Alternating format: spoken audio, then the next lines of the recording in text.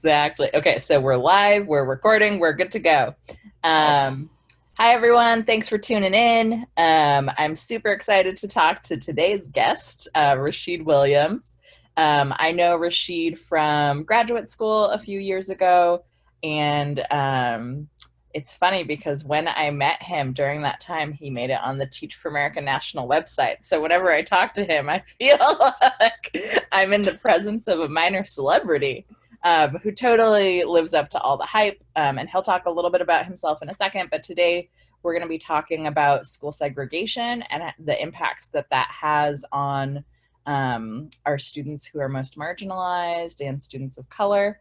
And how that plays out in the college admissions process, because Rasheed, by nature, spends a lot of time talking to kids about what they're going to do after high school. So Rasheed, I'll let you go ahead and take it from there. Go ahead and introduce yourself. A lot of folks will probably know you, but some might not. Where do you come from? What do you do? And whatever else you feel like is important. Sure. First off, thank you, Jenny, for reaching out a couple months ago and reconnecting first, but also telling me about this great work you're doing, through the virtual world with these times. I mean, of course, in person would have been great, but I take this and thank you for asking me to join you on this platform. And so, again, my name is Rashid Williams. I am the manager of post-secondary outcomes for the KIPP through college program here in KIPP in Jacksonville, Florida. And for those who may not know about KIPP, it's the Knowledge is Power program, which is a national charter network. We are one of two now networks of the KIPP family in Florida. Now they just started one in Miami. And so I've been with KIPP Jacksonville now for what is going on my fourth year. So time flies. I do a lot of work in my role with our alumni when they leave high school. I help them to transition into their post-secondary pathways, whether that's 2-year college, 4-year college. Some choose military. Some may even choose career technical education. And so what I love is the fact just got off a week-long conference for our KIPP through college program virtually.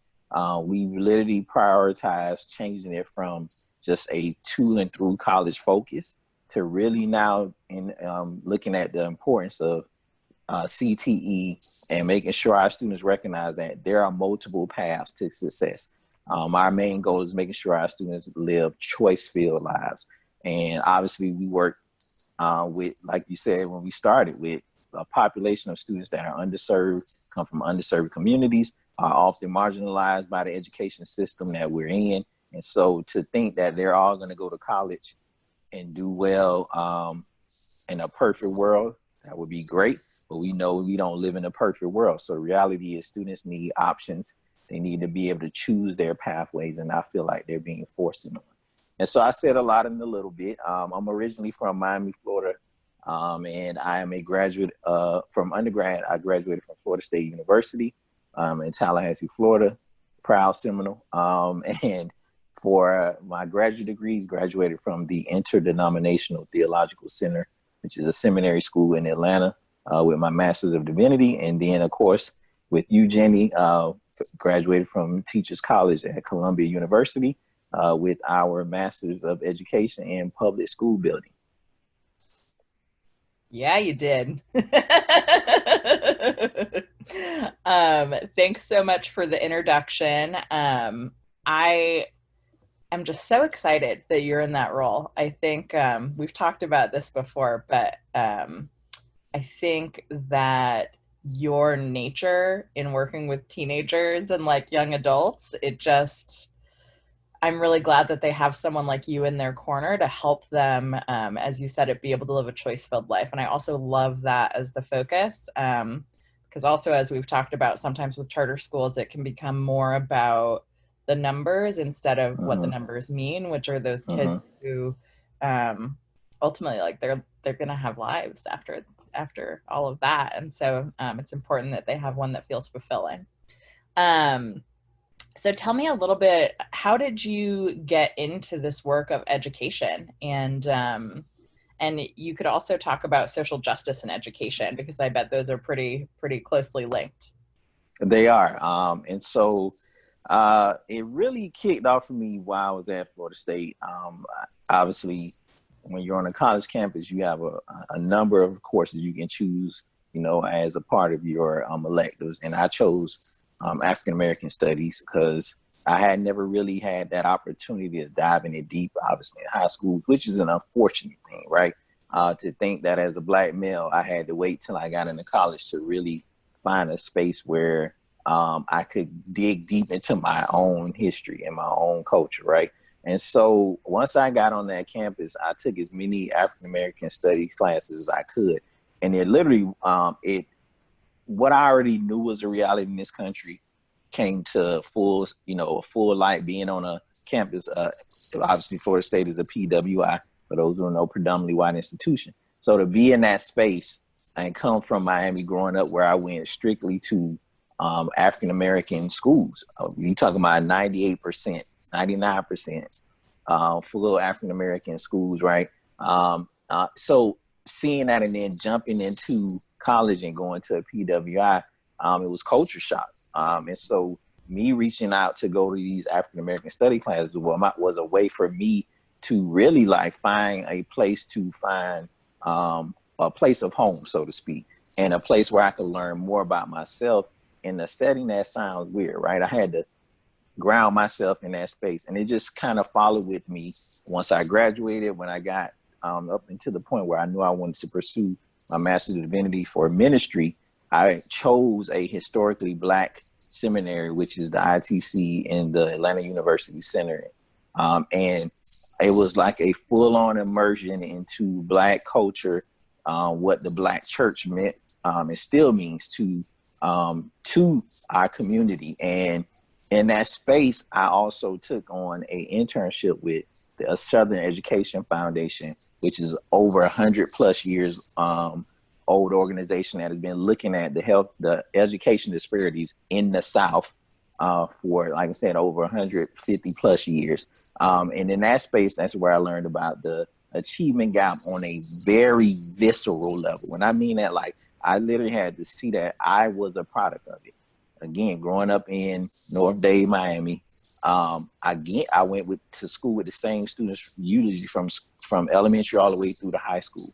And so for all of us to be in these segregated schools, literally based on our neighborhood, school zones was based on our zip code.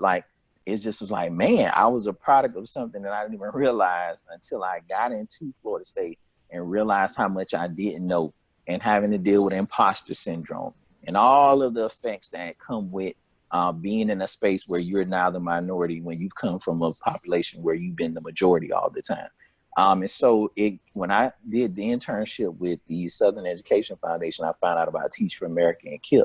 And was just amazed that, charter schools wasn't a thing when I was growing up. You went to your public school, you might have heard about private schools here and there, but the charter was nothing that we really heard about. And so for me, just immersing myself in the fact that these charter schools had to exist in cities and communities to provide parents with a better choice, or a choice in general, whether people believe it's better or not is relative, right? But a choice versus their public schools where they might have been in failing, in an area within the district where they had failing schools. And I was just amazed at it. Once I finished seminary, I actually applied to Teach for America, got the opportunity to join and become a core member in Charlotte in 2009. And ever since then, Jenny, it's just, I never knew I would be in this work at this point. But there's no other work that I literally feel as connected to as education. Somebody would have told me I would have been an educator when I was at Florida State. I would have laughed them down because my mom was an educator, right? So who knew, right? But here I am. And so that's literally the path. It was a winding road, but it ended up with me joining out of a sense of there's an issue. And it's a social justice issue. It is a civil right issue. The fact that, again, students of color in underrepresented neighborhoods where we see all kind of poverty and disparities, they have to have a choice through a charter school because the district, which is the public school which we pay taxes into, cannot provide them a better, equitable education. That's a problem. Yeah. Yeah, thank you for sharing your story. As you were talking, I was like, I actually don't know if I've heard like all these dots connected before. Um, but I'm so grateful that they did. Because, you know, we need folks like you in education. And it's interesting how so many of us, I think I feel, as you were talking, I was like, I think I really feel called to be helping people heal their trauma. You know what I mean? And I think it's unfortunate that our country has created a system of structures in which, like, it becomes challenging for people to live Mm, in their purpose, right? Like, there's mm, more barriers put in the way of people who, like, just want to help kids be able to have happy lives. mm-hmm, mm-hmm, And yeah, yeah. But so you know, you talked a little bit about going to a segregated school and sort of the impact that had on you personally, but also, you know, sort of what you're seeing in terms of outcomes for kids in Florida and mm-hmm. Georgia, and then you taught in North Carolina, yeah? Yes, my core experience was in Charlotte, North Carolina, and then after I completed the core, I went to KIPP Charlotte, which is the Mm. KIPP school there in Charlotte, North Carolina. And at the time, we were just fifth through eighth grade, so middle school only. Middle school's the best. You know what, Jimmy? My wife laughs at me because she knows I didn't come. We were like, me and my twin sister were like the youngest in our family, so I didn't have a lot of little cousins. So for me, kids under the age of 10 is, I'm not the most warm and fuzzy, and you know um you know that kid, the guy who can play with the toddlers. I'm usually the one they like avoid, but it's something about when they get in middle school, man. The connection I can have with them is amazing. Like sixth through eighth grade is my sweet spot. People say you got to be crazy. Maybe that's what it is. I'm crazy, so that's where it is connected for them. Like I literally enjoy middle school. I think it's such a great time where you can still have some impact on them, because obviously sixth grade is really about their peers. That's who they really care about. But it's something different when you can be an adult to kind of get in between that and them to see you as someone they look up to or who they trust and they feel like they can be themselves around. And so I love that group. I really do. Yeah, yeah. Middle schoolers are super fun, and they're, you know, their their brains and hormones and bodies are changing every day. And so So it's I interesting. have a middle schooler. My oldest, Haley, is 13, and my wife just looks at me and is like, "It's you are a middle school whisperer." I'm like, I just know this group. I don't know what and don't get me wrong. I've had success now with my high school alumni and now my college students, but um, that middle school group is just, I'm like you. It's just, they're just great. I love them. A lot of people don't like to deal with them. I love them. Yeah, yeah. So in thinking about middle schoolers, high schoolers, how do you see school segregation playing out today? It could be in your community and communities you've worked in, but you know, some people might say that's over. Mhm. And I know that you and I probably have a different take on that, but tell me Yes. about it. What are you noticing? I mean, it's not even a misnomer, right? Our schools are more segregated now than they were before Brown versus Board of Education, which was obviously a monumental case that wanted to end school segregation, right? The reality is, if we look at any urban district, school district, we can look at what parts of a city based on zip code, we can see where majority of the minority students are, and usually we can follow what the economic realities look like in those communities versus those who are white and then living in more suburban, affluent areas. And we can look at school data. We can look at school scores. We can look at test data. And literally, we see that schools are more segregated now than they've ever been. Obviously, we keep hearing the catchword choice, choice, choice, magnet schools. I'll just talk about Jacksonville here. Yes, there are a number of charter school options that are available to parents. And again, by zip code, you can trace what the student population looks in those charter schools. Same as obviously the magnets here. They're a little more diversely populated. It look more in alignment with what we see in our normal society as far as the demographic breakdown. But again, some of those schools are even more strict on certain entrance requirements based on test scores, state test scores in middle school. And we know that if we look at test scores only and grades, that means there's a great number of students from these disadvantaged communities and some of the most failing schools that do not get opportunity to go to a school of their choice because they don't meet the bar. And so parents are left with, again, charters being the only other option, but they could possibly find a smaller environment where their students can get more attention and maybe get a little more educational support. Yeah. So if we're thinking about, I think it's one thing to talk about these issues, but people might be thinking like, well, what can I do about it, right? What are some recommendations you would have for the average person on how they can help fight school segregation, but also how they can just help improve the quality of outcomes, mostly in schools, but it could also be other avenues if that's in your mind, for Sure. helping kids be more successful? Well, Jenny, I'm gonna be very frank, and I think this goes back to a conversation me and you had early on right after George Floyd was killed. Right. The reality is we need white allyship to really begin to operate in anti-racism mindsets. The fact that if you can go to a school board meeting and as soon as the conversation about integrating schools happens, to have white parents in suburban areas who will literally come out in droves to a school board meeting to protest any conversation about integrating schools out of fear of test scores dropping or their students being exposed to crime and different, behaviors or things happening because of what the minority students are going to bring to those schools. That is literally racist prejudice activity, period.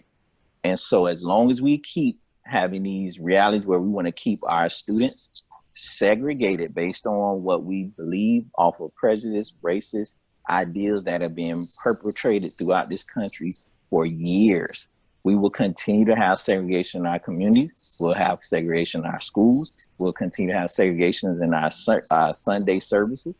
We'll have segregation in all of the places that we see it playing out. The reality is that is not the world we live in. We need not only just Black people to see and minorities, families to see the need for diversity and having integrated schools. We need white people who are afraid to allow schools to integrate, whether that be busing, whether that be by having a school choice option where parents can figure out ways to get their students bused to more higher performing schools, whatever it takes. But it starts with literally like, hey, there's nothing we need, again, white allyship to say, look, that's racist. We need to become anti-racist and say having segregated schools does not help any of us because that's not the world we live in. We don't live in a segregated world. Unfortunately, our neighborhoods are, but the reality is we interact with each other in different spaces, whether it's at work, whether it's at the grocery store, whether it's at the mall. So we got to do better. And so I really think that's really what it boils down to, because there are plenty of articles and studies where you've seen literally, like I said, droves of white people turn out. And as soon as you start talking about integrating their schools, it gets ugly. And some very ugly things are said about what they believe and stereotypes that they have heard and believe to be true about students of color begin to seep into it. And we see that play out even with the school to prison pipeline and how, suspensions and things are handled different in minority schools versus in more affluent schools. So I could go on and on. I'm sorry. I don't want to steal the thunder, but it's an issue where we all got to get on the same page. Yeah. First of all, don't worry. No need to apologize, and don't worry about stealing the thunder. It's all yours in this combo. But yeah. So at the end there, you started to talk about the school to prison pipeline, which is common language for you and I, but some folks might not know a ton about that. Can you just speak to that, like a small amount? Sure. The school to prison pipeline is essentially looking at the ways that discipline is handled in schools. Again, these, we can call them the failing schools, Title I schools, or schools that are predominantly African American or minority schools. What happens is you see higher suspension rates, you see higher expulsion, and you see a heavier hand of school resource officers coming in and literally enacting law and order in schools. And once the student gets put into that pipeline of, you know, getting labeled as a trouble kid with referrals, being referred to a alternative school, what happens is it literally flags them and begins to shift them down a road that leads to prison. Whether it starts out with little minor misdemeanors during their time in middle and high school. And we already know how our justice systems work. Once you're flagged, once you become a student that's paroled or again in an alternative setting, it doesn't, all you need is a couple more interactions with the law over time. Before you know it, you are in the system, and the system continues to churn you out, taking away your opportunity to literally live a choice-filled life. Mm-hmm. Yeah, and one thing I would add on is for folks who are learning about the school to prison pipeline or are thinking about discipline in schools, because that's something I think also most folks don't have a ton of experience with. But the research is really clear that once a student is suspended, there's a ton of correlations to it in terms of like their likelihood to pass different classes, their likelihood to graduate on time. The likelihood that they will be suspended again is quite high. And the evidence that suspensions, because I think, you know, one of the old mindsets might be, well, but you have to suspend them so they know they did something wrong.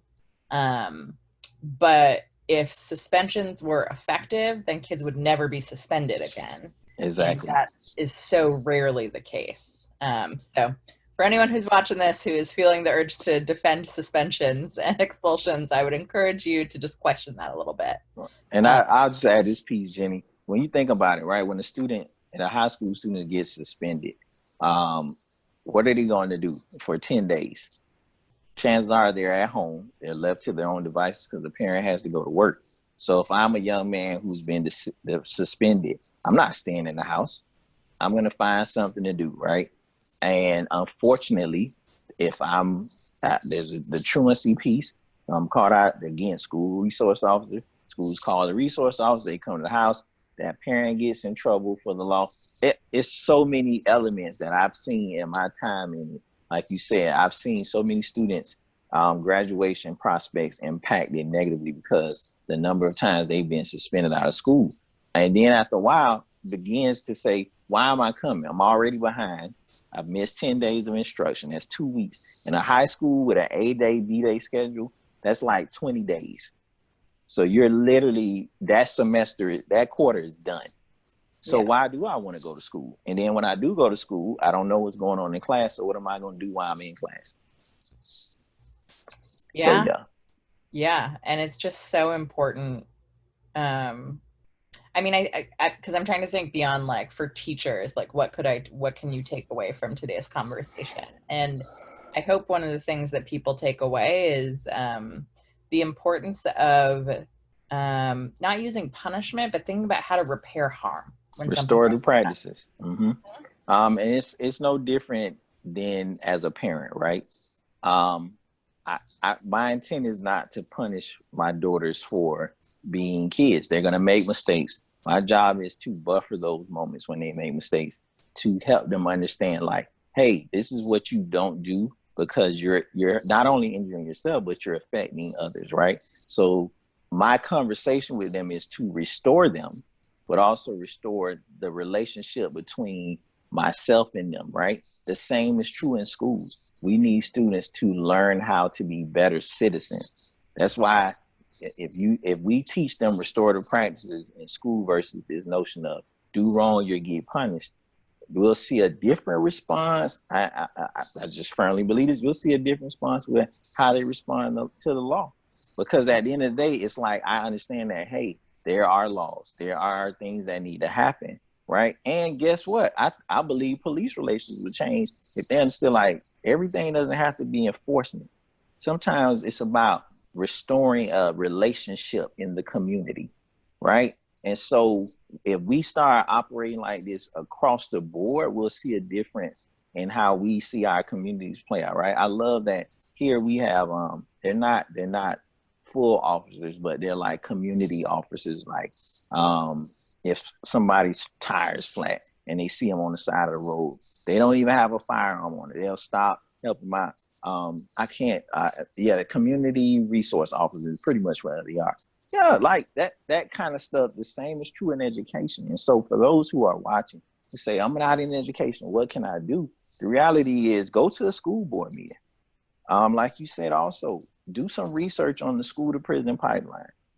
Ask yourself, if you are a parent, when you drop your kid off, what's wrong with this picture if all I see is people that look like my son or my daughter or myself? That's not the society they're gonna really operate in long term. They can't. Let me say, you can, because there is definitely a way to live in silos, racial silos, right? But the reality is that's not the world that's intended to be. And so check it. Ask yourself, is this really what my reality is when I go to work? And if you are, maybe that you got to ask yourself, is that because I made those choices? What am I afraid of? What am I fearing? What am I trying to shield my kids from? That's not real.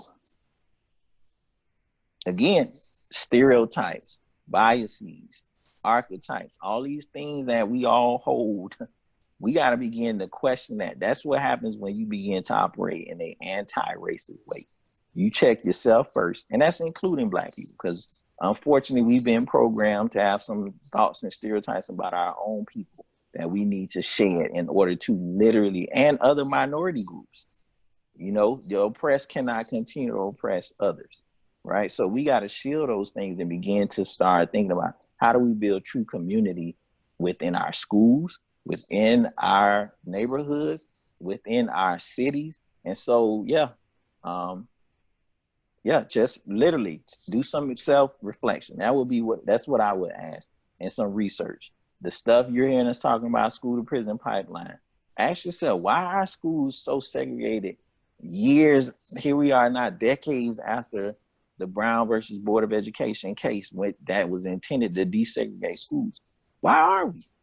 What needs to happen? What needs to be true so that that actual monumental case can be lived out in the reality of our public schools? So. Yep. My neck started to get a little sore from my aggressive nodding. I'm sorry I can get on a tangent sometime. This is something I'm very passionate about. Yeah, rightfully so. So we've talked about some heavier stuff today and some work that we think people need to be doing. Where do you draw inspiration from to keep doing this work and to stay motivated? Great question. First and foremost, my students. I'm thinking of one of my students right now, Janiyah, who's graduating from Florida State University tomorrow night. Janiyah is one of my students I met my first year at KIPP Jacksonville Schools. I was able to assist her with getting into the CARE program, which I am a proud alumni of the CARE program at Florida State. It wasn't CARE back when I was there. It was student enrichment program, but again, it was throughout the Minority Services Office to help students of color come into universities and have a successful transition as well. So to see her graduate tomorrow night it's encouraging. And all my other students that I work with at KIPP, to see them have opportunities and be able to go to their schools of choice, to go into, again, certificate training programs like Gear Up, and actually see themselves being able to go and gain the knowledge and skills to be successful and have a career. That's first and foremost. Second, educators like yourself and all of us who are committed to this work, like we, COVID-19 or not, we're like, look, whatever we're going to do, whatever we got to do to serve our students and help them We're going to just show up. We're going to, as many Zoom calls as we got to do, as many virtual, nudges, whatever you got to do. And so shout out to my KIPP Jacksonville team, my KTC team. So people I'm around keep me inspired to do this work because of their commitment to it as well. Yeah, so important. And I think it also ties nicely with what you were saying earlier about the importance of finding a community and then having that community help lift you up. Because sometimes this work is really hard. It is. Especially like the last few years have just been like an extra challenge for us all to like show our faith. What are you learning right now? What are you reading? Oh man, I've been reading with quarantine. I've been reading a lot of different stuff. Obviously, a lot of it is looking at how we can all become more anti-racist. I just read Stamped, and what else did I read? I read Eric Dyson's most recent book, What Truth Looks Like.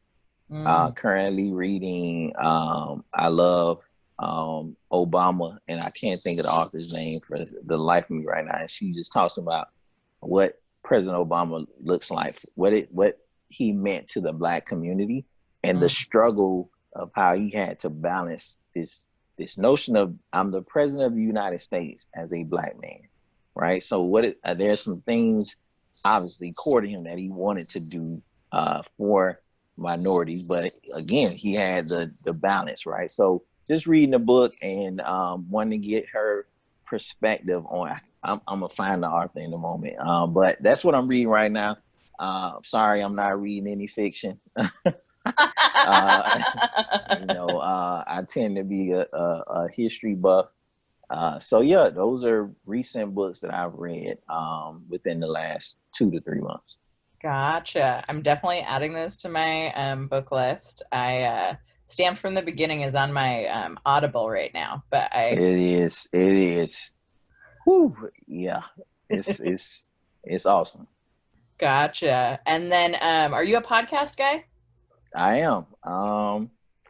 Not as much as I used to. My go-to is The Daily. I like to get a snippet of what's going on. I love how they investigate a number of things and they're pretty direct.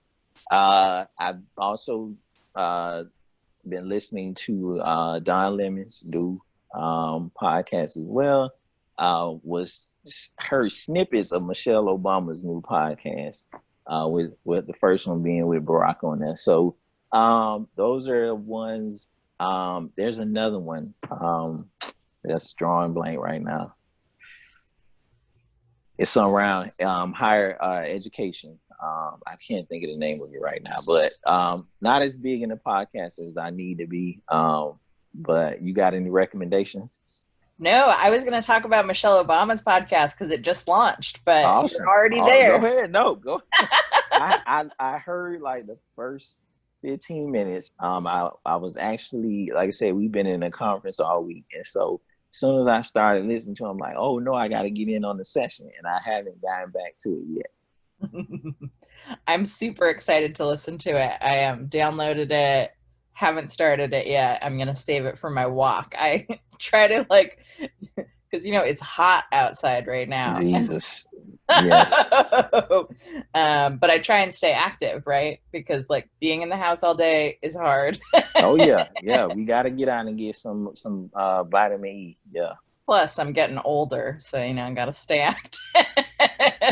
I'm not gonna even. I'm not co-signing that, Jenny. Nope.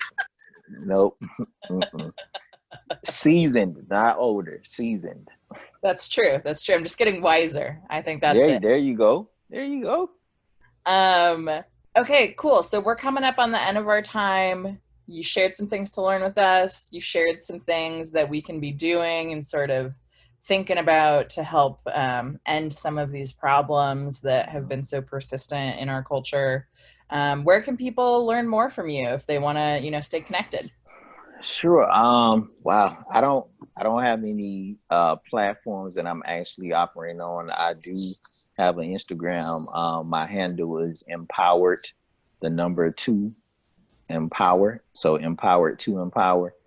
Please follow me on there, on Instagram. I mean, on Facebook, just Rashid Williams. And so, yeah, that's really where I'm at. I'm more into I'm not as savvy as I want to be about doing podcasts. Hopefully that'll change soon. But yeah, they can follow me on social media and those. And I'm on Twitter. Again, Rashid G. Williams. And so, yeah, if you reach out, I will gladly add you. So. All right. Well, thanks so much for tuning in, folks. Oh, And one more plug. Please vote. The other thing we all need to do, vote, vote, vote, vote in November as we see someone is trying to change that. I'm not going to even dig into that. So, yeah, get your mail-in ballot. Primaries coming up. Do not let this foolishness that is being pitched on TV deter you from exercising your right to vote. And as we lay the great civil rights leader John Lewis to rest today, less, if nothing, no other reason for what he and others did to earn us all the right to vote. Please vote in November. That's the other action. So thank you. you heard the man. Make sure you're voting. And you can, I'll post a link for how you can check on your voter registration status. Thank you, Jenny. You're welcome. But thanks, everyone. Have a good day. Okay, so